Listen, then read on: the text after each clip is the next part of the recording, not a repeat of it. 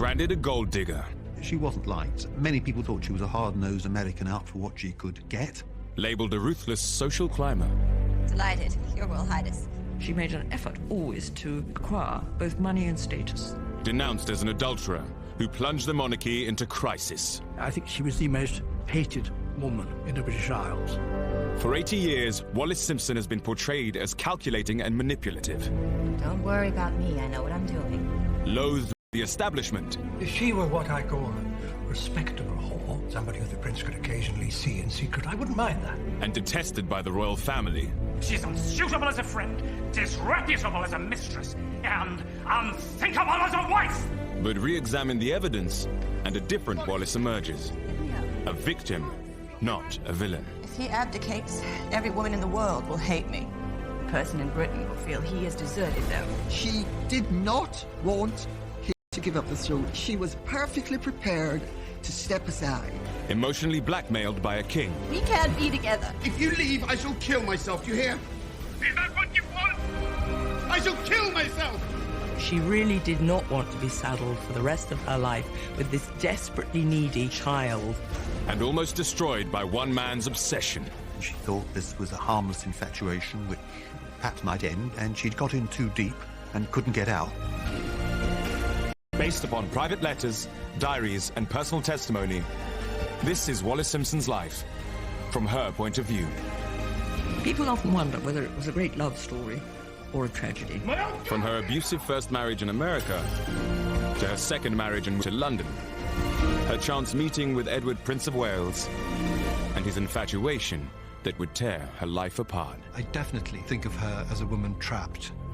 I do not think of her as a woman who went out to steal the king.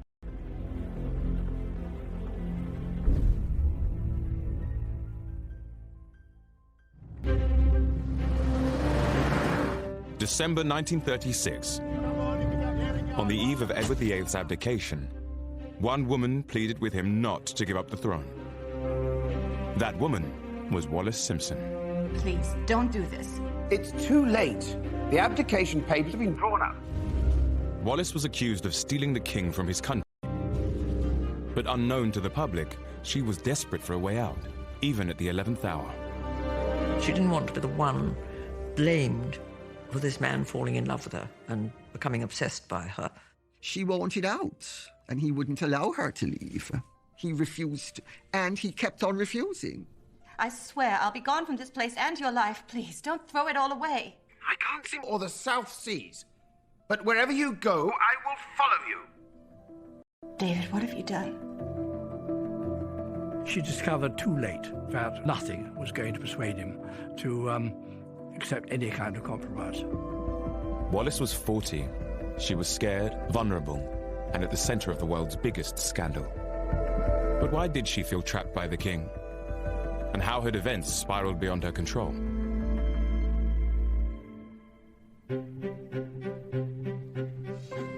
Wallis grew up in the U.S. city of Baltimore, the only child of Teakle and Alice Warfield. But it was her aunt, Bessie Merriman, who had the greatest influence on Wallis and inspired her social ambitions. You're about to become a Baltimore debutante, Wallis. You need to make your mark. Her Aunt Bessie always had great social skills, and all of the family had great social skills, including Wallis. I mean, she was brought up very much in traditional Southern mold, and it showed in her demeanor. What did your grandmother say? How will you ever grow up to be a lady unless you learn to keep your back straight? Ow. You need to suffer to get what you want. What do you mean? I mean, you must always have a plan. Aunt Bessie helped raise Wallis when her father, Teakle, was struck down with tuberculosis. Teakle had died young, so he hadn't been able to provide for her. So in those circumstances, Wallis's mother, Alice, had to beg the Warfield family for money. Alice was forced to live on handouts from her late husband's brother, Solomon Warfield. Known as Uncle Sol, he'd made a fortune in the railways. Uncle Sol was very rich, but he wasn't always as generous as he should be. And there's something rather awful anyway about having to rely on an uncle who doesn't actually have to bring you up, and so you're kind of always a bit at his beck and call.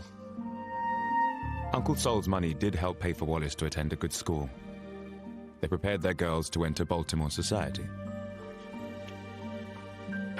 It was here she became best friends with roommate Mary Kirk. So, this is it. I'm packing it all away. Mary, did I ever tell you how my mother taught me to swim? She carried me to the edge of the pool and then dropped me in the water just over my head. Then and there I learned.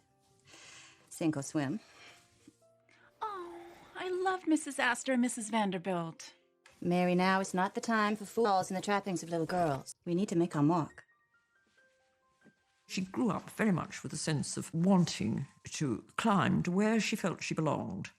And I think this is why money and financial possessions of any kind, meant so much to her throughout her life, because she had this sense of deprivation when she was growing up. She felt she was owed them, but she didn't have them. She was trying to ape, to emulate, to be part of that society, but she was just on the edge of it and longing to be included in it. While at school, Wallis was known for her sense of humor, hard work, and focus. She wasn't classically beautiful, but she oozed confidence and charm, and she loved to flirt. She liked the guys, and she made no secret of it, and she had sex appeal and was going to use it. And she was catnip for guys. Men loved her, and she loved men. He's asked you to dance 3 times, and you've said no each time. I don't think he'll ask you again. It's fine with me. He's the handsomest boy here. But he doesn't have any money. Shame on you, Wally. Nice girls just don't say that. So what? So no nice dresses? No lovely apartments? Not even an automobile? Listen, Mary, the man I marry will have to have a lot of money. And I think to be really wealthy, not to suffer what Wallis saw it, the indignity that her mother had suffered by not having enough money, was what drove her. In 1916, Wallis was on holiday with her cousin in Florida when she met Win Spencer, a senior flying instructor in the U.S. Navy.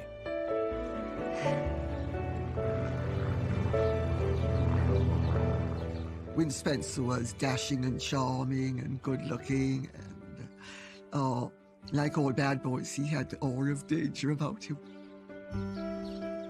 Look at your target. You're breathing in my ear. I know. Well, stop it.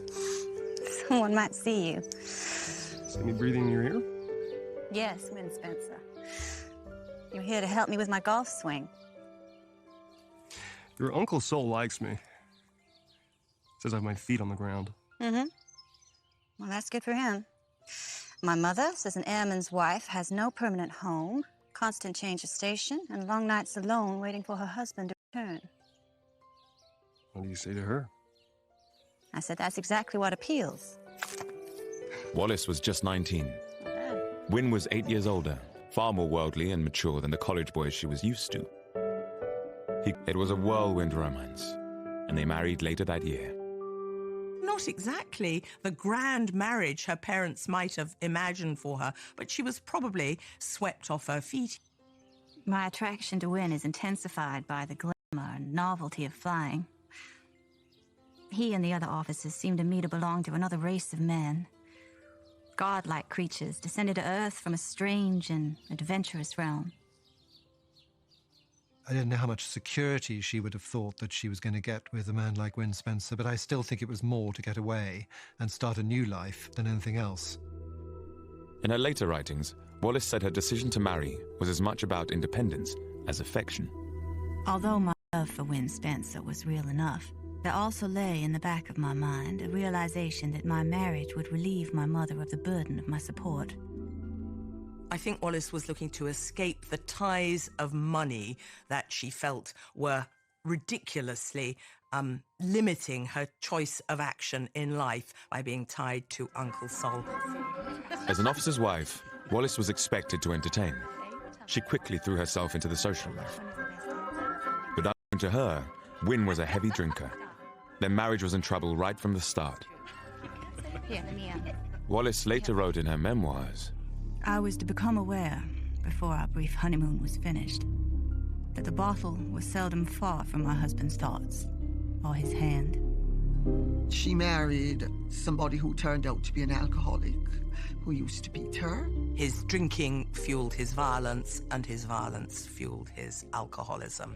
And you don't have to drink that. Can I help you? Wallis's love of entertaining and Wynne's drink problem were a deadly mix, even in public. Well, I was brought up to believe that one should be as entertaining as one can be at a party. But I want to know how you keep these so shiny. Her husband had a jealous and sadistic streak, and he wasn't afraid to show it. When I am being good, I generally have a bad time. And when I'm being bad, the opposite is true. Why not? One can only imagine that the anger and jealousy he felt was fueled by Wallis's natural flirtatiousness.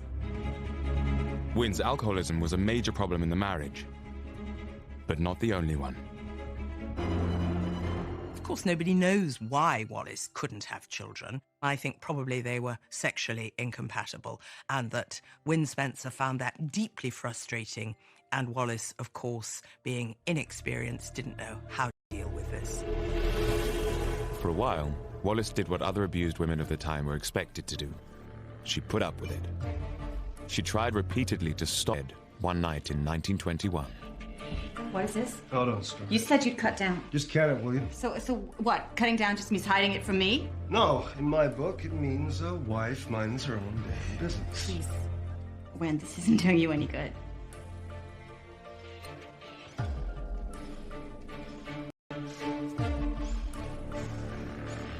I'm not gonna be told what to do in my own goddamn house!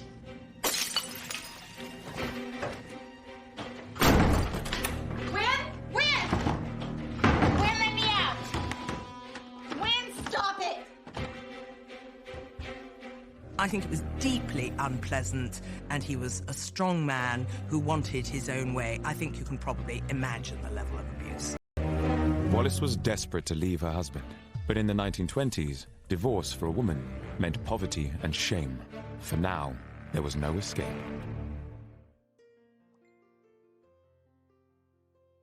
By 1921, Wallis had been trying for 5 years to make a success of her marriage to US Navy pilot Wynne Spencer. But he was an abusive and violent drunk. She later wrote of feeling trapped. I had been brought up with the ancient belief that marriage represented ultimate fulfillment for a woman. And the realization that my marriage with Wynne was a failure was more than I could admit to him or to myself. I had to go on trying. Of course, even more difficult to face up to would be the prospect of actually leaving him. Divorce was neither cheap, nor easy, nor straightforward in this era. Of course, it existed, but for many women, remaining trapped in an unhappy marriage was a preferable option, because at least being a married woman, that gave them some level of independence, assuming they had money as well. Whereas if they actually went through with a divorce, they were outcasts from society. Divorce? Wallis, it's unthinkable. Wallis could see no way out. In desperation, she turned to her Aunt Bessie. If you persist in this, you're uncertain. I am trying to save the lives of two unhappy people. How can you urge me to stay in a relationship that's destroying us both? Being a successful wife is an exercise in understanding. Aunt Bessie, You must try again. No. Then agree to a temporary separation. Go away for a while. Let the dust settle. But whatever you do, do not get a divorce. Despite the advice, Wallis still wanted to end the marriage. But turning to her wealthy Uncle Sol, he was even more opposed to her plan. And by some accounts, she might have inherited millions of dollars from Uncle Sol. The more I think about the advice of the members of my family, the more it occurs to me that they cannot possibly understand what I'm going through, both physically and mentally. Aunt Bessie's conception of marriage is so absolute as to have no relevance whatsoever to my own unhappy situation. By 1922, the arguments with Wynne had become so bad, Wallis knew they had to separate, regardless of what her family thought. When Wynne accepted a posting to China, she chose to stay behind. But 2 years later, he wrote to her, begging for one last chance. She went back to Wynne, hoping against hope. If they changed country and changed location and changed place, all the problems would be solved. Well, of course, they never are. You take your problems with you, because you are the problem. Wallis sailed out to join her husband in Shanghai, but the hoped-for reconciliation turned into a disaster. For a couple of weeks, it was wonderful, and they had this amazing second honeymoon. And then he was crueler than ever. He took her to Chinese brothels, or as Wallis called them, Sing Sing houses. Come and join us, Wallis. For a humiliated Wallis, there was no going back. She resolved to divorce Wynne, whatever the consequences. By leaving Wynne Spencer, she was basically saving herself and setting out on a new path. And that can't have been at all easy for her, but I don't think she really had much choice. Just as he'd threatened, Uncle Sol cut her out of his will. Wallis would not receive a single cent. It is to Wallis's credit that she thought, no, I am not going to stay in an unhappy marriage where I'm being brutalized and where my soul is being destroyed, just to inherit this money. It was 1925, and Wallis was now on her own.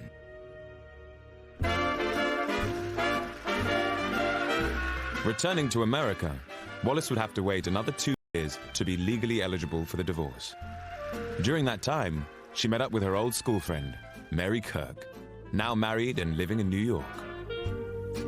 Mary would change the course of Wallis's life. This is Wallis, one of my oldest... Oh, not the O word, Mary, please. I meant dearest. Friends from school. She's just returned to us from China. And this, Wallis, is Ernest Simpson. Delighted to meet you. Your English, oh, I love your accent. From my father, but born right here in New York.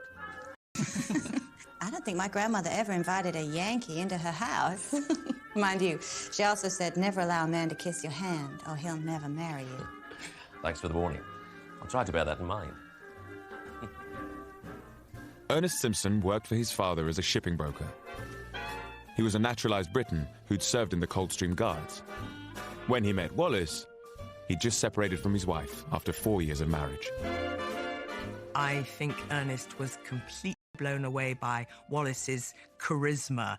It's this ability to enter a room and to have all eyes on her. Ernest and Wallis were different kinds of personalities, but I should think after Wynne Spencer, he was a godsend. Ernest is reserved in manner, but with a gift of quiet wit. Always well-dressed and a good dancer. He's fond of the theatre and obviously well-read. He's an unusually well-balanced man. Is he right for me? We're poles apart. But maybe that's a good thing. This time.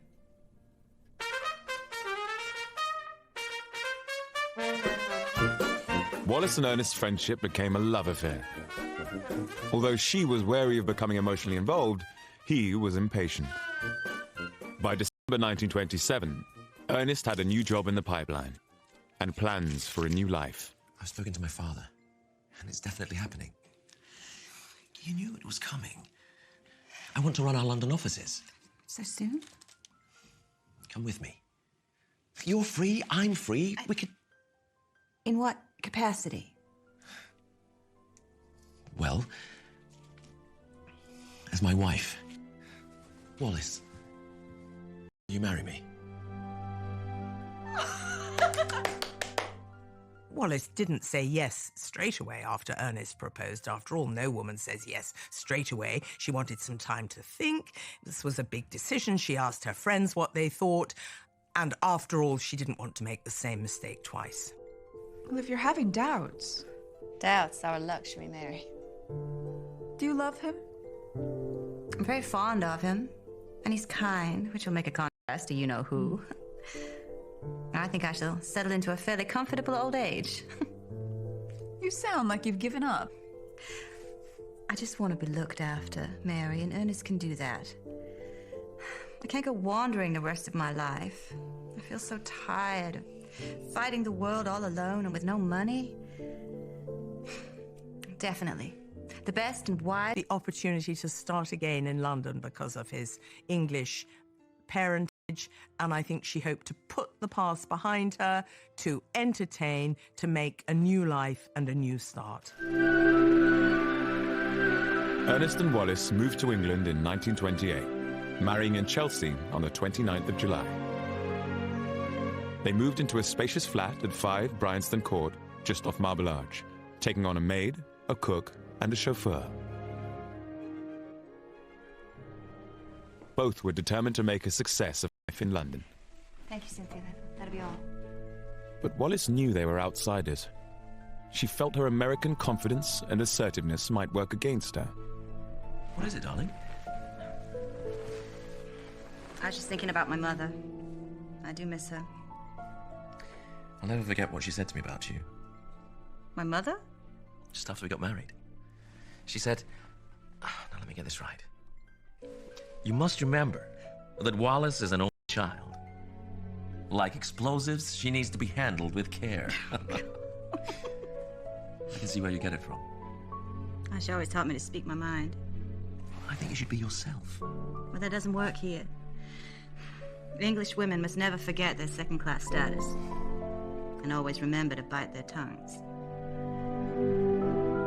I think Wallis was fairly well aware of the intricacies of the British class system, or if she wasn't when she arrived, she quickly became so. She was very good at sussing out what the form was with those around her.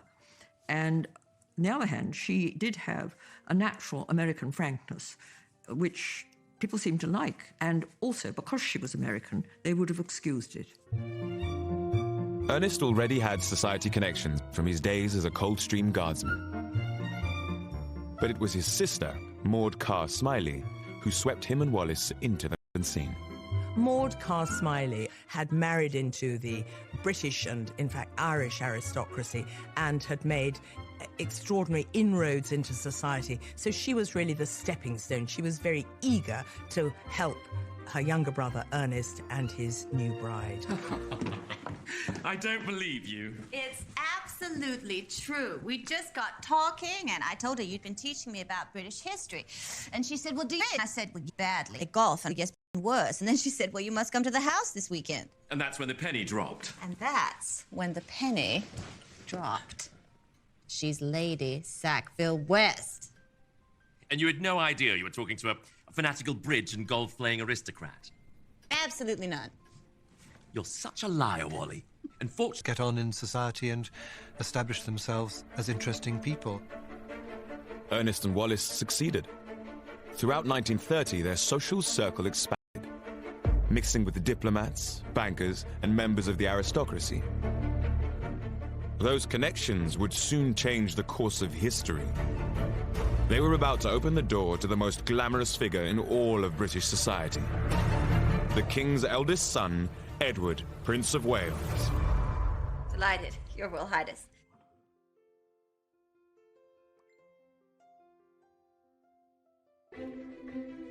1913. Wallis and Ernest Simpson had been living in England for more than 2 years, mixing with a set of high society friends. In December that year, they met Lady Thelma Furness. Although married to a Viscount, she was also the current mistress, or favourite, of George V's eldest son, Edward, the Playboy Prince of Wales.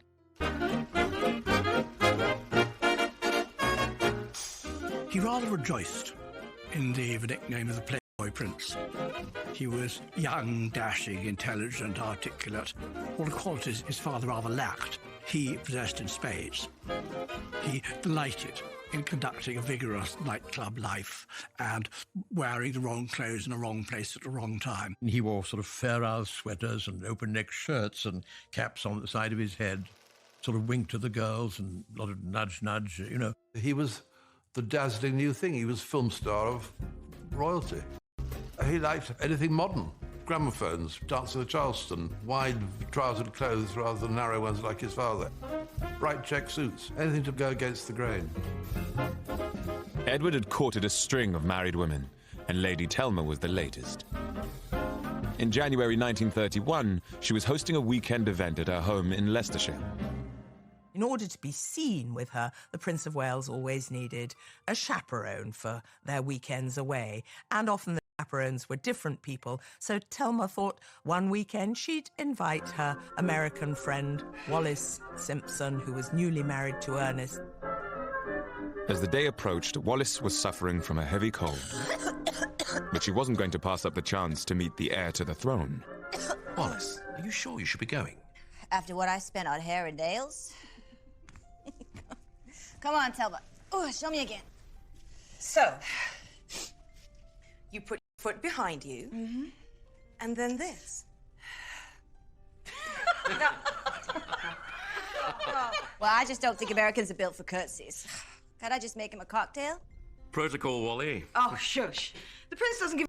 This was an enormous achievement for both Wallis and Ernest, and I think it's really important to understand that at this stage it mattered hugely to Ernest, who was a snob as far as he was concerned. To be introduced to the Prince of Wales was the pinnacle of his achievements. He was terribly proud of that.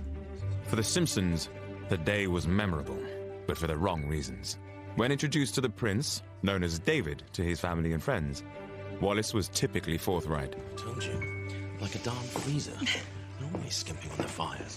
Stiff upper lip means frozen upper lip. David, this is Mr. Ernest Simpson. Pleased to meet you. And Mrs. Wallis Simpson. Oh, no, please, please. Delighted, Your Royal Highness. My goodness, your hand is like ice. You must be missing your American central heating. I'm sorry, sir, but you disappoint me. In what way? Well, every American woman who comes to your country gets asked the same question. I'd hoped for something a little more original from the Prince of Wales. We're not so cosseted over here. We rather enjoy a bracing blast. Now, I do hope you enjoy your weekend. Why did I say that? He famously addresses this remark about things to do with central heating and all that sort of thing, and she was quite provocative with him. Wallis feared she'd overstepped the mark. You can imagine what a treat it was to meet the prince in such an informal way. I hope I didn't upset his sensibilities. In my experience, it is important for an American woman of my generation to be a bit different. Or in any case, interesting. Oh well. I doubt we shall see or hear of them again. But the Simpsons did get to see Edward again. Just a few months later, Lady Telma invited them to her house once more. And this time, Wallis was determined to make a better impression. Haven't I met this lady before? Cold hands can't curtsy. I trust you are acclimatizing to our chilly lives, free from central heating. Yes, indeed, sir. All the fox furs and cocktails do help. Good. Wallis was surprised and flattered the prince had remembered her. She was keen to get to know him better. Maybe we could invite the prince over for a cocktail one afternoon. Are you out of your mind? Oh, you're right.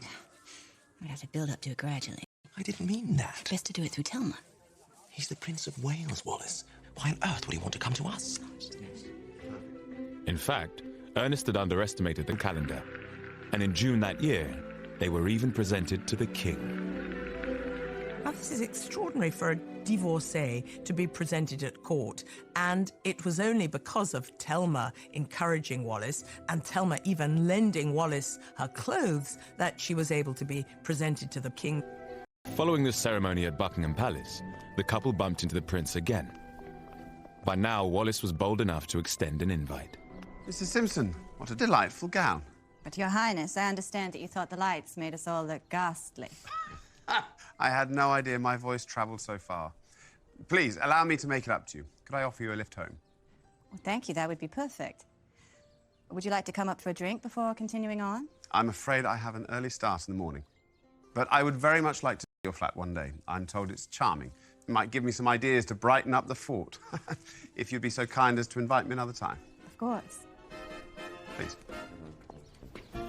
But 6 months later, it was Edward who would extend the invitation.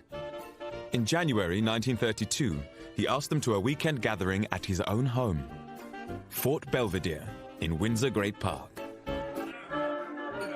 The atmosphere at the fort was one of resolute frivolity. Everyone was there to have a good time. Well, here we are, darling.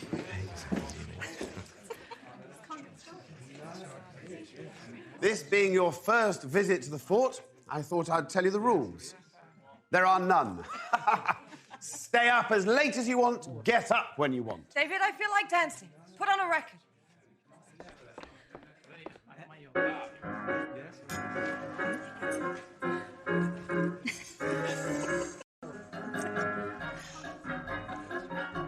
Wallis represented something very fresh. She wasn't deferential. She was witty, she was charming, she was sparkling. She was great fun to be around. It had taken 12 months since they first met, but the Simpsons were now part of Edward's inner circle. We need some expert help here. Darling, you are urgently required at the jigsaw puzzle table. Aha! There's something I've been meaning to ask you. Yes? Mrs. Simpson, could I interest you in a game of red dog? That sounds like a cocktail. And what would a red dog cocktail taste like? I'm sure I don't know, Your Royal Highness. Wallis and Ernest had got their wish. They were now at the pinnacle of London society. They must have felt like the cat had got the cream. I mean, they were right in the centre of the most interesting part. Me, and do not curse this poor attempt at thanks in verse. Our weekend at Fort Belvedere has left us both with memories dear of what, in every sense, must be princely hospitality. Very good. Bravo.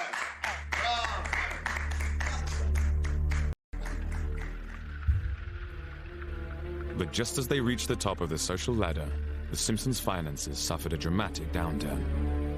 The Great Depression of the 1930s was tightening its grip, and Ernest was feeling the squeeze. No, the shipping industry certainly suffered, and Ernest was constantly short of money, to the point where actually they thought they couldn't afford to keep on the flat at Bryanston Court. Ernest took out personal loans from his company, but reserves soon ran dry. He tried to rein back the couple's spending, but that led to tensions between them. The real problem that Wallis faced was not whether or not she could fit into this group and make her mark within it, which she certainly did. The real problem was finding the money to pay for it, to reciprocate. And, of course, that was something that, on Ernest's income, they couldn't begin to do. Why did you do that? Because having a chauffeur is simply one luxury too far. I've given him his notice, and that's that. Think how it will look to everybody. Thought you didn't give a damn about convention. We don't want to change our way of living now that we're all installed and meeting new people? Well, yes, but What? we're going to have to cut back on the soirees. For God's sake, Wallis, join the real world. You know what's going on out there. We're not the landed gentry like your new pals. You may not have noticed that I am out all hours working. People's businesses are collapsing left, right, and center. It's affecting everybody. Yes, and us too. Despite the rows over money, the couple kept up their efforts to remain part of London society. They continued to throw raucous parties at their flat. Edward was a regular visitor, often entertaining other guests long into the night. He liked to play the bagpipes and kind of march in and out of the rooms doing that, and it wasn't probably exactly what everybody was expecting, but I'm sure it was all huge fun. I don't know. What is he doing? So these are bagpipes. The what? This is for you. Bagpipes. This is glass. Oh, David, stop it! Oh, my... Never. Although the prince was still seeing Lady Thelma Furness, their relationship was starting to peter out. He was getting bored, and she knew it. The prince was fundamentally fickle. For Thelma, the timing couldn't have been worse. She was about to travel back to America to be with her sick mother, leaving Edward on his own for months. What's the matter? Come on, tell me. I think the prince is losing interest in me. Don't be silly, Thelma. You're still the Princess of Wales.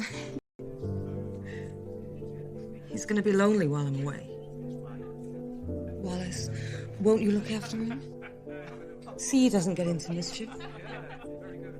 But he'll be busy. Busy missing you.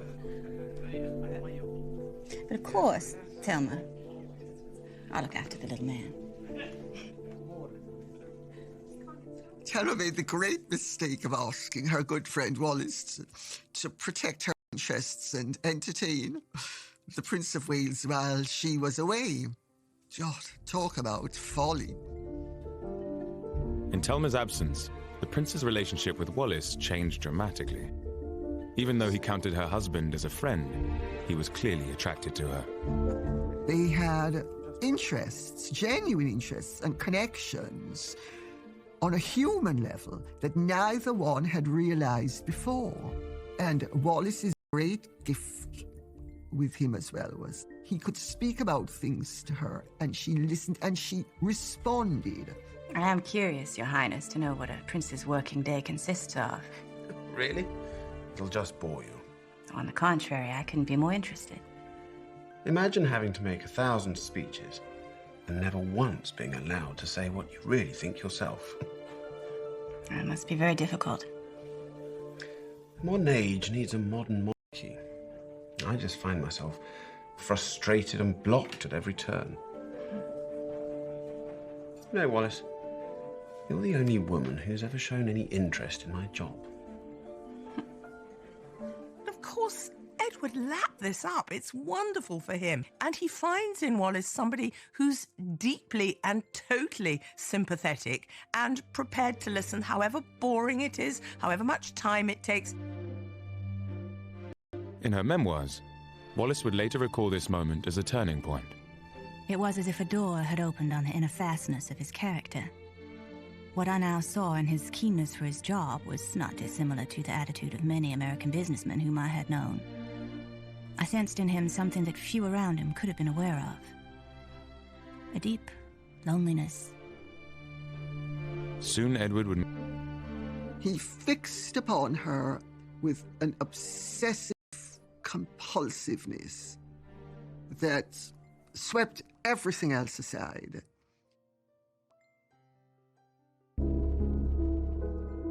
In 1934, Prince Edward's mistress, Lady Thelma Furness, went on a trip to America.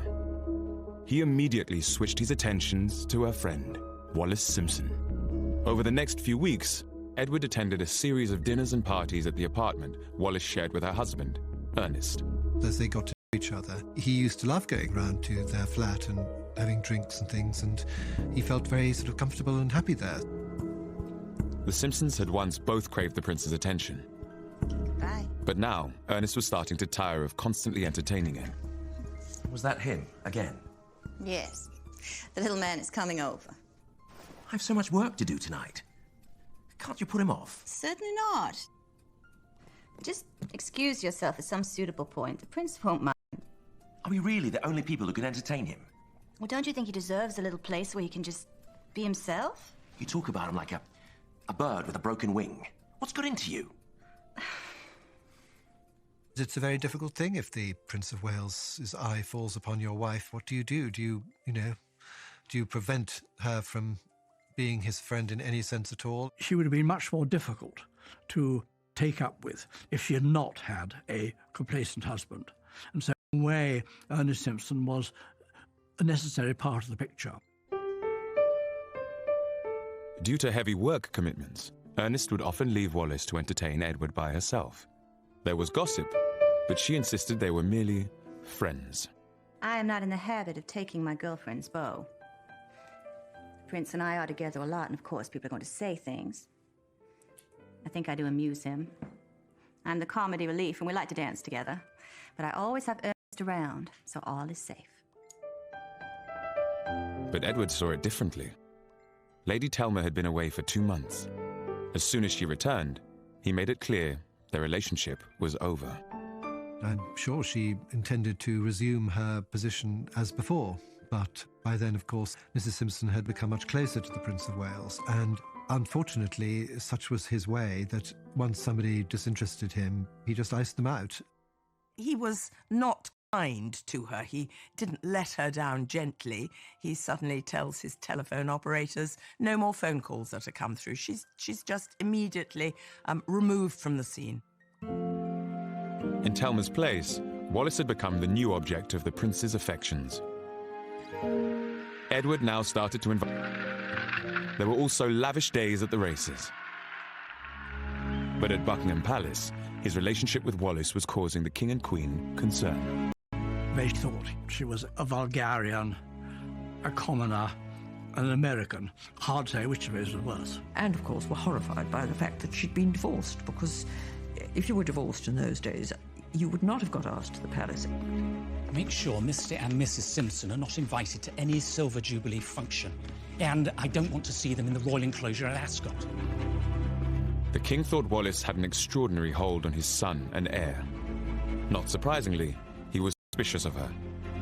They assume she must be someone who's interested only in what she can get and in money. They absolutely fail to understand, actually, that it's Edward who is the needy one in this. They made it perfectly clear that they didn't want to have anything to do with her. She follows no protocol except the protocol of a gold digger fresh from the colonies. She's unsuitable as a friend, disreputable as a mistress, and unthinkable as a wife! In spite of his father's opposition, Edward's feelings for Wallis grew deeper and more visible. He showered her with expensive clothes and jewelry. To everyone in his close circle, it was obvious she'd become the prince's new favorite. I can find no good reason why this most glamorous of men should be seriously attracted to me. I'm certainly no beauty, and he has his pick of all the beautiful women of the world. Maybe down to my American independence of spirit. Who knows? What a bump I'll get when some young beauty appears and plucks the prince from me. Anyway, I am prepared. I don't think that Mrs. Simpson ever really thought that whatever actually happened. She thought when she'd be dumped, because that's what happens to royal mistresses. But there was no breakup. In summer 1934, Edward invited Wallis on a holiday cruise aboard the Rosaura yacht. With Ernest away on business, she was joined by her now 70-year-old Aunt Bessie. Arriving home, Bessie gave Wallis a... Prince is rather taken with you, isn't he? What makes you say that? I see the way he looks at you. Well, I'd like to think he is fond of me. If you let yourself enjoy this kind of life, it's gonna make you restless, unhappy with everything else. You don't know what you're talking about. I'm having a marvelous time. Don't worry about me. I know what I'm doing. It's your own way. But wiser people than you have been carried away with such opportunities. I see no happy outcome. Whatever her denials at the time, Wallis had moved into uncharted waters. In her memoirs, she recalled, Perhaps it was during those evenings off the coast that we crossed the line that marks the indefinable boundary between friendship and love. But in the months following the cruise, the prince's relentless pursuit of Wallis began taking its toll on Ernest. He was a husband staring an affair in the face. It's not an easy thing to have these sort of triangular relationships. No, it's all very complicated, and, you know, the Prince of Wales was rather used to getting his own way. Isn't it wonderful? David's invited us to go skiing. Skiing? I've got business in New York. What? It's all arranged. I can't very well back out now. So that's it. You've made up your mind to go alone. Can't you see what an opportunity this is? I feel like I'm Wallis in Wonderland. More like Never Never Land with Peter Pan. I thought we might have gone to New York together. I see now I was wrong. It's not particularly nice being London's most celebrated cuckold, which is what he was. But he just had to take it. I mean, he certainly never bleated to anybody about being cuckolded. I mean, you don't think in terms marks of being a cuckold. You know, it's the mark of a cad, not a gentleman, to speak about being cuckolded. At the same time, the prince was becoming more needy and demanding. He started writing childlike love letters referring to W.E., Wallis and Edward, and he grew increasingly jealous of having to share Wallis with her husband. Oh, a boy does miss and want a girl here so terribly tonight. I do hate and loathe the present situation, and I'm just going mad at the mere thought, let alone knowing that you are alone there with Ernest. God bless W.E. forever, my Wallis. You know your David will love you and look after you. He fixed upon her with an obsessive compulsiveness that swept everything else aside. Wallis was protective of Ernest. She felt the prince was coming on far too strong. David, dear, I was and am still most terribly upset. One can't go through life stepping on other people. You only think of what you want and take it without the slightest thought of others. She argues with him. She says, for goodness sake, understand, this I'm married to. By the end of 1935, Wallis's attempts to keep both men happy had grown more difficult. But it was at the start of the new year that matters would come to a head. On January 16th, George V fell seriously ill. Edward Travel died. His Majesty the King passed peacefully away at a few minutes before 12. He whom we loved as king. Wallis? It's all over. David, I'm so very sorry. I can't tell you what my own plans are. Everything here is so very upset. But I shall fly to London in the morning and will telephone you when I can. Godspeed, David.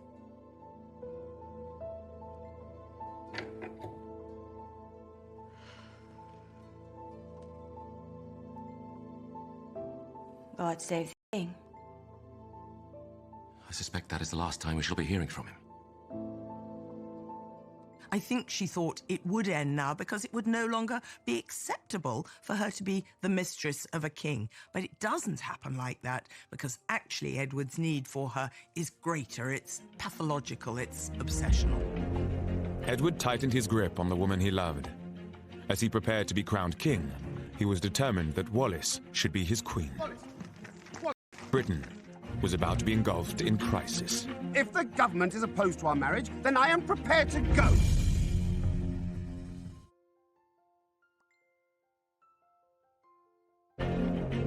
By January 1936, Ed, Prince of Wales, had become besotted with Wallis Simpson. He bombarded her with gifts and obsessive love letters, even though she was still married to her husband, Ernest. When his father, George V, died, the prince inherited the throne. According to ancient tradition, the news of the accession was read out in public. God save the king! Edward had invited Ernest and Wallis to watch the ceremony with him from St. James's Palace. As Ernest stood in the background, Wallis had a front row seat. Do you have a good view? Costumes are so fancy. Like a pack of cards. All this, your life is going to be very different now. Of course it will. Nothing will change my feelings for you. But David, everything around you is going to change. Can't you see that? The scrutiny, the expectations. Nothing will ever be the same. Edward and Wallis had been in a relationship for at least a year, but the British public knew nothing of it. Edward's friend, Press Baron Lord Beaverbrook, had persuaded Fleet Street to suppress the story. But for the select few who were in the know, Edward had made a terrible misjudgment by being seen with Wallis. They included Tory MP Duff Cooper. Here is the extract from my father's diary about the proclamation. This is just the kind of thing that I hope so much he won't do. It causes so much criticism and does so much harm. Already people are beginning to talk about her and to criticize him. If she had been a single American girl, they would have viewed it quite differently. But it was the fact that she'd already been divorced and she was married to somebody else. Now as king, Edward's need for Wallis grew stronger than ever. I have had to be at the new king's beck and call, being the only person he really has to talk things over with, and I am implored on all sides not to leave him, as he is so dependent on me, and I'm considered to be a good influence. But it is quite seductive to her when people start telling her that she's actually quite a good thing, that Edward is now a reformed character, that he's disciplined, that he's turning up for meetings on time, and she thinks, well, maybe I could have a role to play. But Wallis was leading a double life. Amidst the excitement of being so close to the new king, she still had a husband. She was becoming increasingly torn. David is lonely and needs companionship and affection. Otherwise, he goes wrong. Ernest has, of course, been marvelous about it all. He has the makeup of a saint and far too good for the likes of me. But by March 1936, Ernest couldn't bear sharing his wife any longer. While Wallis was away in Paris, he went to confront the king, accompanied by his friend, the Reuters news chief, Sir Bernard Rickerston-Hadd. Edward's response stunned them both. Does she know you're here? Of course not. Far more expedient to decide this between us. It seems quite clear to me. Choose between the two of us. Sit down, Bernard. I want you to hear this as well. What are your intentions towards her? You sound like a dowager aunt. I only have her interests at heart. And you think I don't? How can you? Tell me this. Do you intend to marry her? Do you think I'd be crowned without Wallis by my side? Listen, Ernest, we both want the same outcome. Security for Wallis. Give her a divorce, and I promise to stand by her no matter what. Now, old man, do we have an agreement? Ernest had no idea the king had plans to marry his wife. He was torn between loyalty to the throne and a sense of pride in his own wife. And when it came to the point, he really put loyalty to the throne first. The husband, if he's a gentleman and his wife is prepared to have an affair with the king, the protocol is that he steps aside. Wallis found out about the king's demands as soon as she returned from France. Ernest, and she didn't want to marry David. She wanted to keep the status quo. She wanted to be Mrs. Ernest Simpson, mistress of the Prince of Wales, then of the king. But the king had made his decision, and Ernest felt powerless to fight it. Wallis, too, could find no way of changing Edward's mind. Over the coming weeks, she began to accept that divorce was inevitable. I have been under a most awful strain with Ernest and His Majesty for the past year and a half. It is not easy to please, amuse, and placate two men, and to fit into two such separate lives, which is what I've been trying to do. Ernest will find his feet. He is a strong and noble character and a wonderful friend to me, and I feel he should have the chance to find happiness again. Ernest moved out of the couple's London flat in the spring of 1936. But in recently unearthed private letters sent at this time, their continuing deep feelings for each other are evident. My dearest Wallis, I think something in me quietly died when I closed the door of the flat for the last time this evening. I have no tears left to shed. I know that somewhere in your heart there is a small flame burning for me. Guard it carefully, my darling, and don't let it go out. If only in memory of the sacred, lovely things that have been. Someday I pray God will fan it into a blaze again. And bring you back to me. Too late. Ernest and Wallis recognize what they've lost and what they've thrown away. In Wallis's desire to reach for the stars, she's burnt herself. She's reached for too much. And I think she realizes that too late, that she's spoiled the relationship she had. With Ernest gone, Wallis felt she had to move on. She started spending more time at Fort Belvedere, the king's private residence in Windsor Park. Over the coming months, their love affair now blossomed, but was still kept secret. Edward wouldn't be satisfied until they were man and wife, and their relationship made public. It's got to be done. Sooner or later, my Prime Minister must meet my future wife. Oh, David. This idea. They can't stop me from marrying you, Wallis. Oh, stop it. I've said it time and time again. I know for them the idea is impossible. Rest assured, my darling, I will manage it. Persuade the establishment. And he was doing little to help his case. There are certain rules as to how monarchs are supposed to behave, and Edward VIII did not obey those rules. Official government papers sent to the king would often return with ring marks over the pages, where cocktail glasses had been set down on them. And both Edward and Wallis often spoke freely about private government business, causing damaging gossip. The king often asks me to read him government papers from the dispatch box. It helps him unravel what's going on. She's right, you know. It is all so dreadfully complicated. But I've said to him, he's the one who has to master the points in them, not me. It's all right, my darling. I'll soon have it all down, tickety-boom. I know you're a sweetheart. The careless table talk soon reached the ear of the Prime Minister, Stanley Baldwin. The relationship between the government and the palace was particularly important at this time because it was a time when the general population upheld the royal family as guardians of British virtue and decency and duty. And these were things which Edward was not embodying. And there was a fear that his antics could start to undermine the credibility of the royal family. And with it, the backbone of British life, society, and government. Baldwin's own fears were so great he took an unprecedented step. He ordered Edward and Wallis to be spied on. I'm concerned about the King's relations with Mrs. Simpson. If it becomes generally known, the country won't stand for it. Please. If she were what I call a respectable whore, you know, somebody who the Prince could occasionally see in secret, I wouldn't mind that. But this is... And you know, talking to him is like talking to a 10-year-old boy.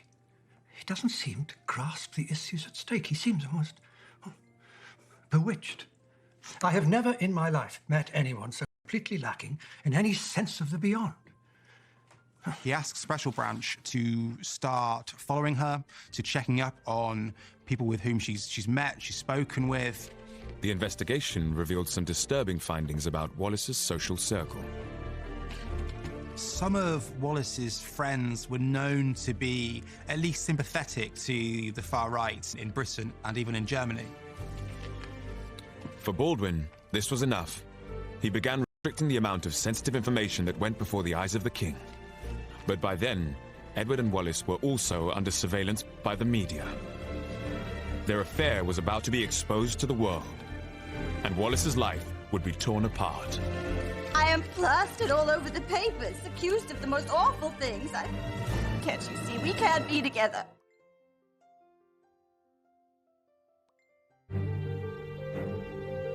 In August 1936, Edward took Wallis and a group of friends on a cruise of the Adriatic Sea. The British press kept to their self-imposed code of silence. But the sight of the king cavorting with Wallis, in flannel shorts and no shirt, was gold dust to the foreign media. The story of the relationship was about to go global.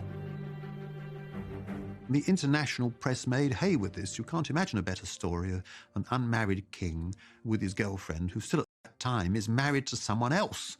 And it was a public relations disaster of the worst kind.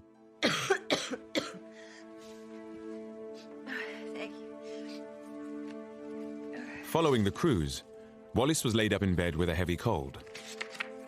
She only learned of the newspaper reports from a set of clippings sent by her Aunt Bessie. The American press had whipped up a royal scandal and blamed it all on her. She hadn't really faced up to the appalling social consequences that would ensue from her relationship with the king. And I think when it did happen, her first reaction was, oh, my God, what do we do about it? And I think quite genuinely, let's call it a day. This is all too damaging, too difficult. Let's go on any further. Panicked by the coverage, Wallis pleaded with Edward to end the affair. Have you seen what they're saying about me? It's awful for words. Some cheap dinner table conversation. David, we can't go on. I just want it to end. Don't be silly, darling. I am plastered all over the papers, accused of the most awful things. I can't do this. I'm going back to Ernest. Have you lost your mind? It was better with him. Safer. What are you talking about? I shan't stand for it. I need you here by my side. David, can't you see? We can't be together. You and I can only create disaster together. I shall never give you up. Never! Darling, please. Be realistic. You know I sleep with a gun under my pillow. Oh, David, stop it. If you leave, I shall kill myself, you hear? Is that what you want? I shall kill myself! I think if we're looking at how Wallis felt at this point, she was almost distraught at how it had played out. She really did not want to be saddled for the rest of her life with this desperately needy child. She thought this was a harmless infatuation, which perhaps might end, but would be very nice while it lasted. And she'd got in too deep and couldn't get out.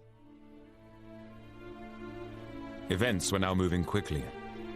Shortly after away from the king, and depressed about the continuing hostile gossip, she once again begged him to reconsider their future. David, dear, this is really more than you or I bargained for. Do you still want me to go ahead, as I feel it will hurt your popularity in the country? Isn't it best for me to steal quietly away? I can't help but feel you will have trouble in the House of Commons and may be forced to go. I can't put you in that position. I feel like an animal in a trap. There are many instances of her writing to him saying, please, please leave me, please leave me. It's not really good for you, it's not really good for me. I'll be hated forever if and it's just not going to work. And he just wouldn't leave her. The day before her divorce, Wallis felt she'd lost control of her life. She was in turmoil. I really can't concentrate on anything at the moment. I've had so much trouble and complications with everyone, and I feel small and licked by it all. I can't think what sort of a mess I'm leaving for. I feel sorry for myself. I feel sorry for the king, and I don't understand myself, which is the cause of all the misery. She was being propelled and catapulted in a direction that she did not want to go into. On October the 27th, Wallis was granted her decree nisi. Although it would take another 6 months for the divorce to be finalized, Edward's plans to marry her gathered pace. But now their relationship came under even closer government scrutiny. The wife of the king becomes the queen, and therefore the person whom the king marries has to be acceptable to the people. Now, who determines whether the king's wife is acceptable to the people? The answer is the elected government, and that was represented by the Prime Minister Stanley Baldwin. And Baldwin took the view from the beginning that she would not be acceptable as queen. If the government didn't like who the king wished to marry, they always had the option of resigning en masse and forcing some sort of constitutional crisis. As opposition to the marriage mounted, Edward's press secretary, Alec Harding, took soundings from establishment figures. He then wrote to Edward, saying the government would absolutely not accept Wallis as queen. Wallis, something rather serious has happened. I had intended to keep it from you. Read Harding's letter. It's utter impertinence. He says the government is meeting to discuss us, and that I should be warned of constitutional implications. To use rather a good American expression, they're going to give me the works. I think he's trying to do the right thing. He's warning you that the government will insist that you give me up. They can't stop me, Wallis. I will marry you. Fighting, then, it would just mean tragedy for you and catastrophe for me. I am going to send for Mr. Baldwin to meet me at the palace tomorrow. If the government is opposed to our marriage, then I am prepared to go. Edward had realised that he was going to have to choose between Mrs. Simpson and country, and there was absolutely no flicker of doubt in his mind that his choice was going to be Mrs. Simpson. She wanted out, and he wouldn't allow her to leave. He wouldn't allow her. He refused, and he kept on refusing. Everything is going wrong and more wrong, and I'm very tired with it all. Knowing David as I do, I am doubtful that anyone, including me, can change his mind. But if I stay and my pleas fail, I will Wallis be accused of secretly urging him to give up the throne. She was sensible enough to see it was a very rocky road ahead. And I think she genuinely did not want to marry him. Having been warned of the looming constitutional crisis, Edward summoned Prime Minister Baldwin to Buckingham Palace. Neither man was prepared to give ground. The government would not object to you having a mistress, but we cannot countenance you marrying her.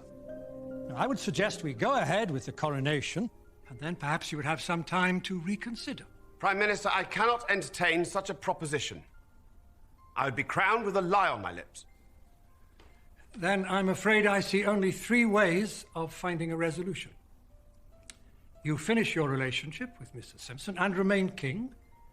You marry her against the advice of your government, which would then be forced to resign, or you step down from the throne. The king did not have many options. Baldwin said, you can either give up Wallis Simpson and stay king, or you can abdicate. I've made up my mind and I will not alter it. I will abdicate and marry Mrs. Simpson. Edward's decision was unprecedented. The British newspapers could no longer keep quiet. On the 3rd of December, 1936, the affair between the king and Mrs. Simpson finally made the headlines.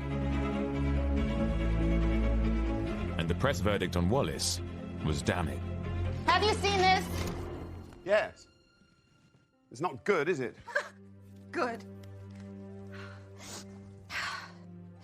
You've seen the letters I've received, some of them threatening all sorts. I feel like a hunted animal.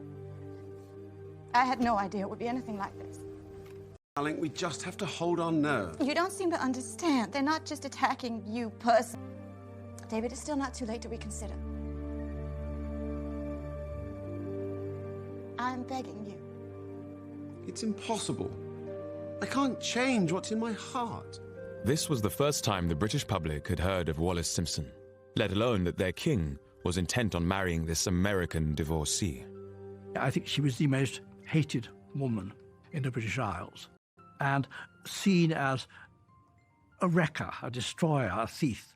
Wallis is a terrified woman. She gets poisoned pen letters, and every time she opens the door, she finds a posse of photographers, of paparazzi waiting for her, and she thinks whenever a flashbulb goes off that this is someone about to take a pot shot at her. Unable to cope with the open hostility, Wallis had to escape. I imagine it'll be some time before we're together again. You must wait for me, no matter how long it takes. I shall never give up. Never. Wallis fled Britain to stay with friends in France, hounded by the press all the way.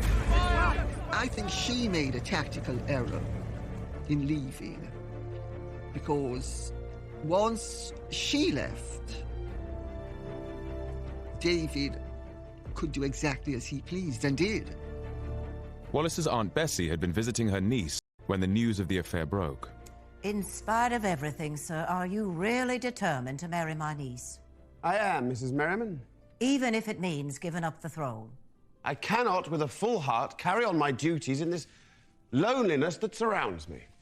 Wallis will be blamed, perhaps even more than you. Her reasons for going away, I am sure, are to make it easier for you. How can separation make things easier? You can always marry someone else. But if you step down from the throne, you can never again be king. He made it perfectly clear that if the price he had to pay to have her was his throne, he would pay that price without any hesitation at all. Edward was keen to explain his predicament to his subjects, but protocol demanded he needed the permission of the Prime Minister. I want to appeal to my people. A radio broadcast, perhaps. Tell my side of the story. But such a broadcast would be impossible without the consent of the Cabinet.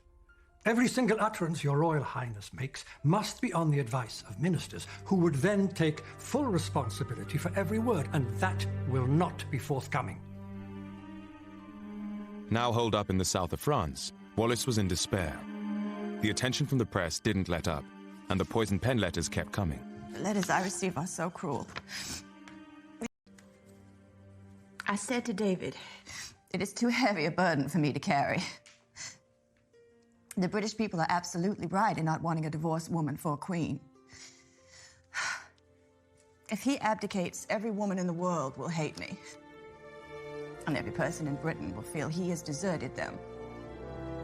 She didn't want to be the one blamed for this man falling in love with her and becoming obsessed by her. Wallis made a final desperate phone call to the king, but once again, he refused to let her go. Listen to me, David, please. Don't do this. It's too late. The abdication papers have been drawn up. Cabinet met twice today, and I've given them my final word. I will be gone from England in 48 hours. David, I'll leave. I swear, I'll be gone from this place and your life. Please, don't throw it all away. I can't seem to make you understand. You can go where you want. China, Labrador, or the South Seas. But wherever you go, I will follow you. David, what have you done? She discovered too late that she had become involved with the most obstinate man in Europe, and that nothing was going to persuade him to accept any kind of compromise. At long last, I am able to say a few words. On the 10th of December 1936, Edward signed the instrument of abdication. A few hours ago. The following day, he was allowed to address the people of Britain and the Commonwealth. That I have found it impossible to carry the heavy burden of responsibility and to discharge my duties as king as I would wish to do without the help and support of the woman I love. After just 11 months on the throne, King Edward VIII's reign was over. He and Wallis would now become outcasts.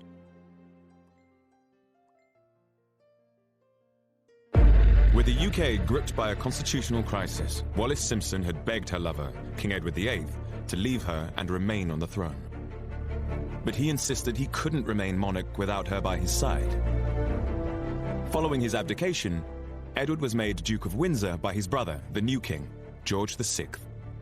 He left England and stayed with friends in Austria, separated from Wallis until her final divorce papers came through. Wallis remained in France, hiding from the press, ground down by the events of the previous months. I have fallen back, exhausted by the struggle to prevent this great tragedy. I feel so small in failing to make him stay where he belonged. And now the world is turned against me because I fought a losing battle. She didn't want to be... Recently discovered letters revealed that Wallis was an emotional wreck. Even as she contemplated her future with Edward, she wrote to her ex-husband Ernest, still showing such strong feelings. Dearest Ernest, I wake up in the night and think I must be lying on that strange chaise longue and hear your footsteps coming down the passage of the flat. And there you are, Evening Standard under your arm. I can't believe such a thing could have happened to two people who got along so well. Make your life again with Kay. You are so good and sweet. My dearest love to you, Wallis. It was a very tangled web, and I think what the letters reveal is a lot of fear, a lot of vulnerability, a lot of greed, all the human emotions, but too late, Wallis recognised that actually Ernest offered her the real sort of love that she craved. In May 1937, Wallis's divorce was finalised. Edward immediately travelled to France to be with her. A week later, they listened to his brother's coronation together. I, George VI, do solemnly and sincerely... I can feel the drawbridges coming up behind me. I've taken you into a void. Oh, David. Let's look for a house in Paris. I don't want to go back to England while Bertie's finding his feet. You must have no regrets. I have none. What I know of happiness is forever associated with you. I don't know if she actually looked forward to the marriage, but I think she'd begun by now to realise that it was completely inevitable. Because what else could she do? once he gave up his throne for her, she felt honor-bound to marry him. As their wedding preparations got underway in France, Edward and Wallis realized just how cut off from British society they'd become. It was made pretty clear in that way the establishment has that it was not a good idea to go to that wedding. At least he might be allowed to marry her in England. He wasn't. And then he hoped when he was going to be in France, he still hoped that some members of the family would come, and none did. So it was a very sad, disappointing affair. I mean, my heart really does go out to her, you know. She hadn't asked for all this. In a further snub, the royal family decreed that despite the upcoming wedding, Wallis would not be granted the title Her Royal Highness. Wallis! They're not giving you the HRH. Why in God's name would they do that to you? We know your family doesn't approve of me. Here, it's this bit. I hope this painful action that I've been forced to take will not be considered an insult. Well, it blasted well is an insult. To you and to me. The worry on the part of the royal family in Britain was that after all she'd had a pretty rackety past. Suppose this marriage didn't last and she was starting to flaunt her Royal Highness title around American nightclubs with all sorts of unsavoury people. I think he was shocked and horrified to find the extent to which he was ostracised, in which it was made very clear to him he would not be welcomed back.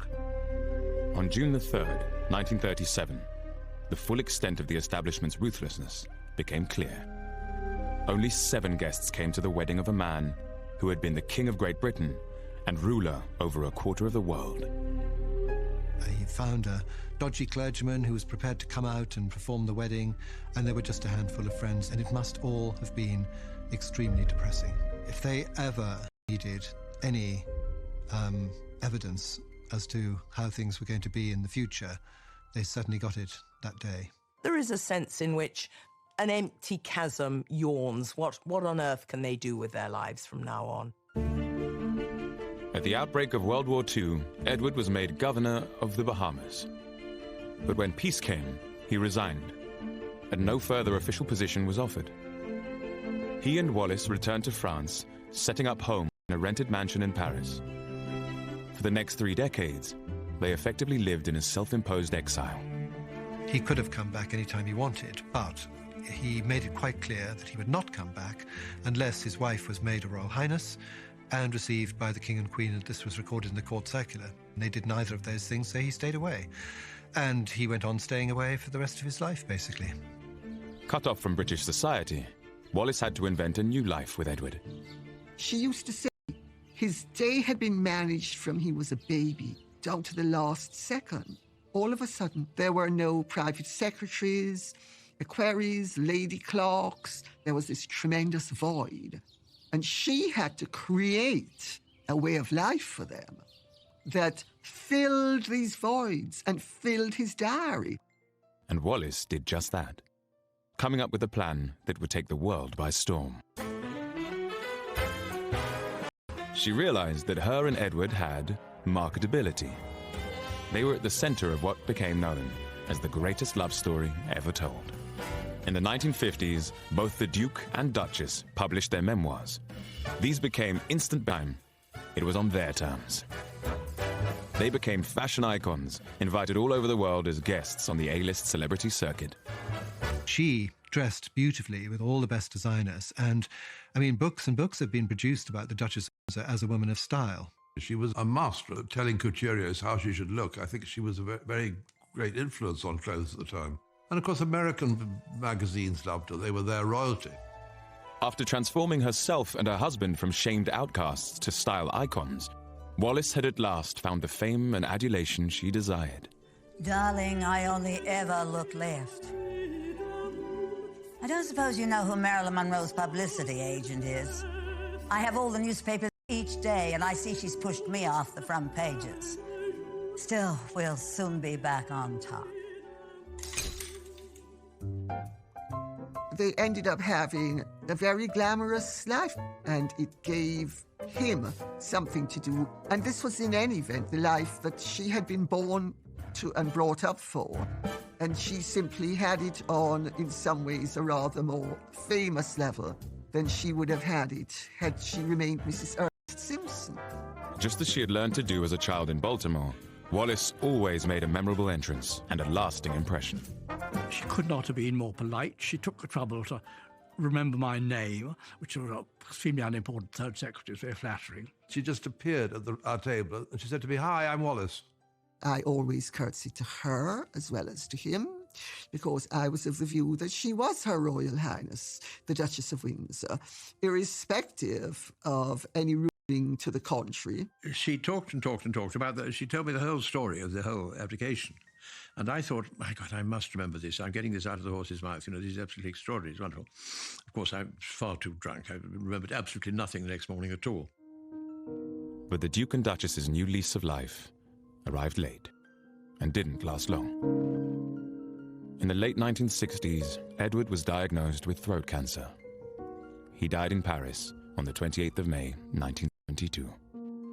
After the Duke died, the maid and the butler both said to me she was very lost. She'd become extremely dependent on him.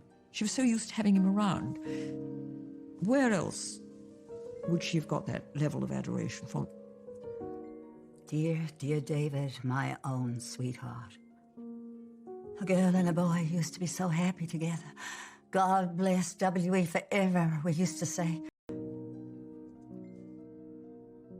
Edward's body was flown to England to be buried alongside his family at Frogmore in Windsor. After 40 years, but it was an awkward royal welcome. Wallis, of course, is invited, but she still felt herself a complete outsider. She didn't feel any warmth. In the years after Edward's death, Wallis grew frail. She suffered from dementia and was often heard talking about the abdication, as if she was living through it all over again. We can't be together, David. You and I would only create a disaster together. David, listen to me. Please don't do this. People will say that I could have prevented it. Isn't it best that I steal quietly away? She was kind of cast into a sort of abyss, in a way. She was had lost the purpose of keeping things going for him, and it all kind of fell apart. Our position is hopeless. For you to go on fighting the inevitable would only mean tragedy for you and catastrophe for me. She didn't have any family. She didn't have any children. She didn't have any close friends. She just had a few hangers-on. In 1975, Wallis suffered a severe internal hemorrhage from which she never fully recovered. The last 10 years of her life were as a virtual prisoner in her own home. On the 24th of April 1986, Wallis, Duchess of Windsor, died, aged 89. I don't think Wallis died a happy woman. I think if she looked back on her life, she felt a sense that she hadn't quite fulfilled the promise she made herself as a young girl. She was honourable and decent, and, you know, she made the best of a bad deal and made as good a job of it as she could. She was taken up by this man who really was not up to her standards intellectually. I think having 3 meals a day with the Duke of Windsor must have been an absolute nightmare. I suppose ultimately I do think it's sad that she didn't aspire to achieving something on her own terms, ultimately always playing second place to a man. He was the open sesame to a new and glittering world that excited me as nothing in my life had ever done before. I sought no place in history, but would now be assured of one. An appalling one, carved out by blind prejudice.